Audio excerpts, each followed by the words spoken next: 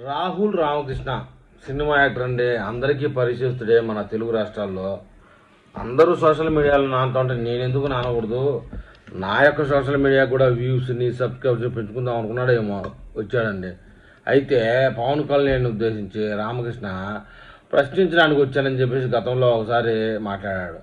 ఆ తర్వాత ఈ పవన్ కళ్యాణ్ అభిమానులు ఎదురుదాడి చేయడంతో మళ్ళీ వెనక్కి వచ్చి సినిమా డైలాగ్ ఒకటి కామెంట్ చేశాడు. నా వల్ల ప్రాబ్లం అయితే వెళ్ళిపోతాలే మావా అంటూ, ప్రశ్నించడమే తప్పు అంటూ పోస్టుల మీద పోస్టులు చూపిస్తున్నాడు.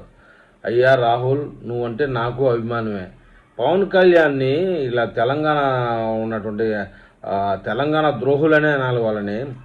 మీ అమ్మ ఉందా, బతికే ఉందా, మీకు కుటుంబాలు ఉన్నాయి, మీ భార్య ఉంది, తల్లి పిల్లల్ని కలిపి తిడతా ఉంటే ఈ సందర్భంలో సడేమియాలాగా నువ్వు వచ్చి ప్రశ్నించడం ఏంది?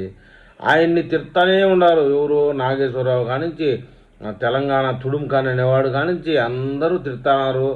ఆంధ్రప్రదేశ్లోంచి ఒక పార్టీ దగ్గర నుంచి పేటీఎం పొందుతా ఉన్నారు. నీకు కూడా ఏమన్నా పేటీఎం వచ్చిందో చెప్పు. లేదు కదా, మరి ఎందుకు నువ్వు పవన్ కళ్యాణ్ ప్రశ్నిస్తే ఒక ప్రశ్న వేసి గమ్ముగా ఉండు.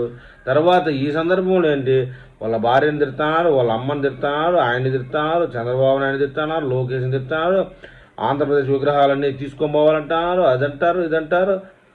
తెలంగాణకు సంబంధించి వైఎస్ఆర్సీపీ మహానుభావుడు 1000 కోట్లు భూమి స్కామ్ చేస్తే ఒక్కడు కూడా నోరు తెచ్చడు. నీ బుర్ర ఏమైంది? నువ్వన్నా లేవనెత్తచ్చు కదా. అది వైసీపీ వాడు. ఆ వైసీపీ వాడిని వ్యతిరేకిస్తే వీళ్ళకి పేటీఎం రాదు కాబట్టి దాని మీద పోరు. ఇంకేంటంటే వీళ్ళంటే నోరు తెచ్చిన వాళ్ళు పవన్ కళ్యాణ్ కానీ, పవన్ కళ్యాణ్ తిడితే సరే అది రాజకీయం అనుకుందాం. వాళ్ళ భార్యని తిడతారు, వాళ్ళ పిల్లల్ని తిడతారు, అసలు వాళ్ళ అమ్మ బతుకుందా లేదో కూడా ఈ తెలంగాణ తుడేలు గాడికి తెలీదా? ఏమయ్యా రాహుల్, సినిమా ఇండస్ట్రీలో ఉన్నావు, నువ్వు ఎవరికి శత్రువు కాదు, ఎందుకు శత్రుత్వాన్ని కొని తెచ్చుకుంటావు నువ్వు చెప్పు. అసలు నీ విషయంలో ఎవరన్నా కనీసం సూది మనంతా నీ విషయంలో ఎవరన్నా ఏమన్నా అన్నారా? నువ్వు కూడా వస్తావే మధ్యలోకి అన్నీ తెలిసి. ఎవరిది తప్పో ఎవరిది ఒప్పో తెలుసుకోలేని అజ్ఞానివే నువ్వు. ఇదైతే కరెక్ట్ కాదు రాహుల్. నువ్వు ఏ విధంగా అయితే సినిమా ఇండస్ట్రీలో చాలా ఇబ్బంది పడతావు.